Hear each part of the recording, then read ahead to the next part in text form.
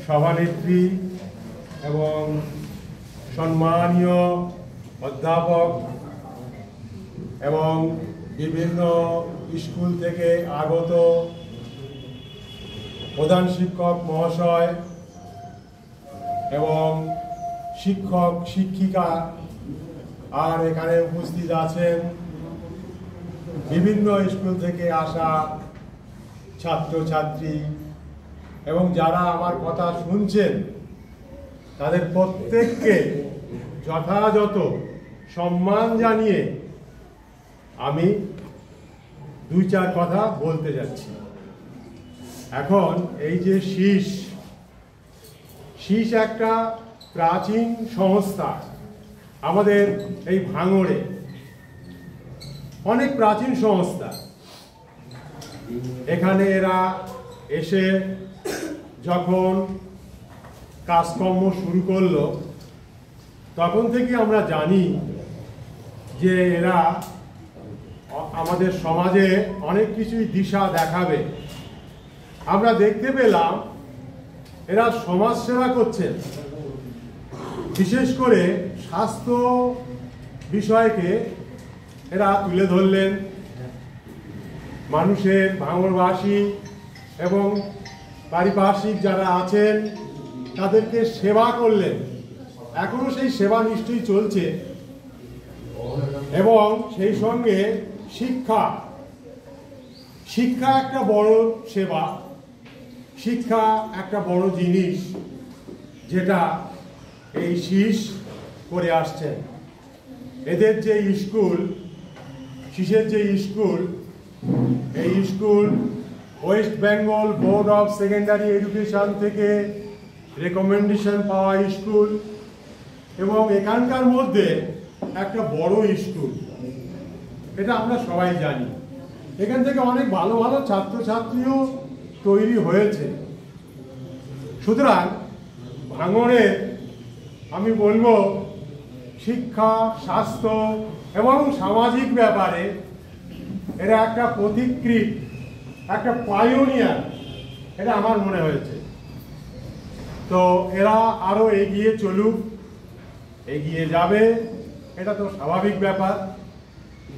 তো যে কথাটা আসছে সেটা হচ্ছে যে আমাদের স্টুডেন্টরা গতানুগতিক শিক্ষা সেটা চাইছে না।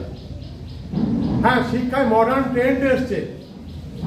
আগে যেমন যে শিক্ষা ছিল যে spare the rod and spoil the child, যদি ছাত্রছাত্রীকে যদি না বেদ প্রহার করা হয়, মারধর না করা হয়, সে ছাত্র কিছু শিখবে না। কিন্তু সেসব দিন আর নেই। আজকে দিনে কর্পোরাল পানিশমেন্ট নেই, এটা দেওয়া যাবে না। তার মানসিক প্রহার করা যাবে না। তার আগ্রহটা কিসে সেটা আমাদের দেখতে হবে। তার সে কতটা সমর্থ তার আছে, তার চাহিদা কতটা, তার আগ্রহ, তার সামর্থ্য, তার চাহিদা, এইগুলো আমাদের নিরূপণ করতে হবে। এবং নিরূপণ করে কি করতে হবে না, তার মানসিক বিকাশ যাতে হয় সেটা আমাদের দেখতে হবে। তার শারীরিক বিকাশ যাতে হয় সেটা আমাদের দেখতে হবে। বৌদ্ধিক মানে ইন্টেলিজেন্ট বিকাশ যাতে হয় এটা আমাদের দেখতে হবে। আর কি দেখতে হবে, সামাজিক যাতে সে কাজে উদ্বুদ্ধ হয় দেখতে হবে। অর্থাৎ এই সমস্ত মনস্তত্ত্ববিদরা বলছেন একটা স্টুডেন্টের অলরাউন্ড ডেভেলপমেন্ট, সর্বাঙ্গীন বিকাশ সাধন করতে হবে একটা স্টুডেন্টের। তো তাহলে এই জন্যে আমাদের শিক্ষকদেরও ডায়নামিক হতে হবে।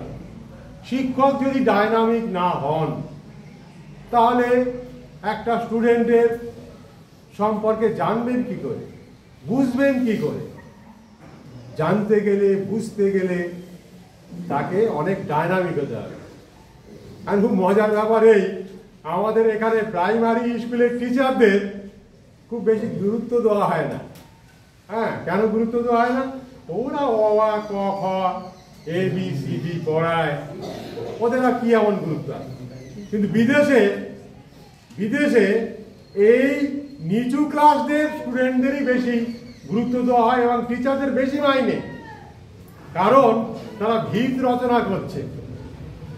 যে ভিতের উপর দাঁড়িয়ে পরবর্তীকালে সে অনেক বড় হবে, সে ডাক্তার হবে, মাস্টার হবে, ইঞ্জিনিয়ার হবে, হ্যাঁ, মুখ্যমন্ত্রী হবে, প্রধানমন্ত্রী হবে, অনেক কিছুই হবে। তাহলে আমাদের বিদ্যালয়ে সমাজ মানুষ গড়ার একটা কারখানা। বিদ্যালয় হচ্ছে একটা কারখানা যেখানে মানুষ তৈরি হয়। আর কারিগর কারা? শিক্ষক। তাহলে শিক্ষককে ডাইনামিক না হলে তিনি কিভাবে সুন্দর জিনিস তৈরি করবেন?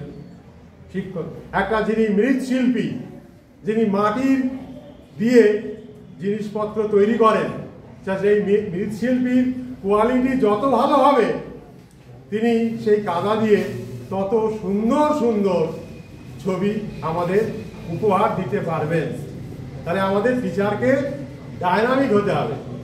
আর একটা কথা আমি বলছি যে আমাদের যে কেবলমাত্র বইয়ের পড়া বাচ্চাদের ভালো লাগবে না। বই পড়া, শুধু বইয়ের মধ্যে যা আছে পড়ো আর মুখস্থ করো, করে সেইটা খাতার মধ্যে ঢেলে দাও, এই চলবে না। তাদেরকে আগ্রহী করতে গেলে আমাদের টিএলএম বেশি ব্যবহার করতে হবে, টিচিং অ্যান্ড লার্নিং মেটেরিয়াল, যাতে একটা ছাত্রকে জানা থেকে অজানায় নিয়ে যেতে হবে, মূর্ত থেকে বিমূর্ত পথে নিয়ে যেতে হবে। তাহলে টিচিং অ্যান্ড লার্নিং মেটেরিয়াল আমাদের খুব বেশি পরিমাণে ব্যবহার করতে হবে। আমাদের চার্ট ব্যবহার করতে হবে। একটা পড়াতে গেলে আমি একটা চার্ট দিয়ে দিই। চার্ট না থাকে, শিক্ষক যদি ভালো শিল্পী হতে পারে সেই বিষয়টাতে এঁকে দিলেন। হ্যাঁ, একটা কোষের কথা বলছিলেন, বায়োলজির একটা কোষ, কোনটা তার নিউক্লিয়াস কোথায় থাকে, তার প্রোটোপ্লাজম কোথায় থাকে, তার সাইটোপ্লাজম কোথায় থাকে, তার মাইটোকন্ড্রিয়া কোথায় থাকে, যদি তিনি বোর্ডের মধ্যে সুন্দর করে এঁকে দিতে পারেন তাহলে তারা সহজেই বুঝতে পারবে এটা কি জিনিস, এর ফাংশনটা কি, এ কি কি কাজ করে। এটা তাহলে আমাদের এইগুলো তো নিতেই হবে। আমাদের বিভিন্ন প্রজেক্টরের সাহায্য নিতে হবে। তাহলে আমাদের টিচিং অ্যান্ড লার্নিং যে সমস্ত জিনিসগুলো আছে ভালোভাবে ব্যবহার করতে হবে। মডেল নিতে হবে, চার্ট নিতে হবে, টিএলএম নিতে হবে, ওই প্রজেক্টর নিতে হবে। আর এখন তো বিশ্বের সঙ্গে যুক্ত করার জন্য যে কম্পিউটার, সেই কম্পিউটারের ব্যবহারটাও আমাদেরকে বাচ্চাদের মধ্যে শেখাতে হবে, যাতে করে সে অনেক কিছু শিখতে পারে। এইভাবে আমাদের এগুতে হবে। আরো একটা জিনিস, যে আমি দীর্ঘদিন 37 বছর একটা স্কুলে শিক্ষকতা করেছি, প্রধান শিক্ষকের ভূমিকাও পালন করেছি। তার দিয়ে আমার যা অভিজ্ঞতা হয়েছে যে টিচার অ্যান্ড স্টুডেন্ট রিলেশনশিপ, এটা তো থাকতেই হবে। টিচারদের সঙ্গে স্টুডেন্টের রিলেশনশিপ ভালো হতে হবে এবং তিনি হবেন ফ্রেন্ড, ফিলোসফার অ্যান্ড গাইড। বাচ্চাদের ফ্রেন্ড হতে হবে। ফ্রেন্ড মানে একটা বাচ্চা তার বয়সের বাচ্চার সঙ্গে যেসব গল্প করে তা নয়, তার সঙ্গে ওতপ্রোতভাবে মেশা, তার কি চাচ্ছে সেটা জানা। তাহলে ফ্রেন্ড, ফিলোসফার অ্যান্ড গাইড হতে হবে। কিছু হয়েছে নাকি?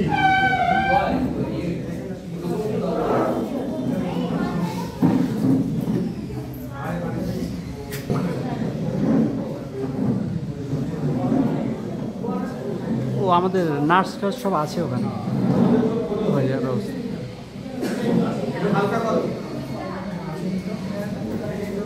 অসুবিধা হবে না।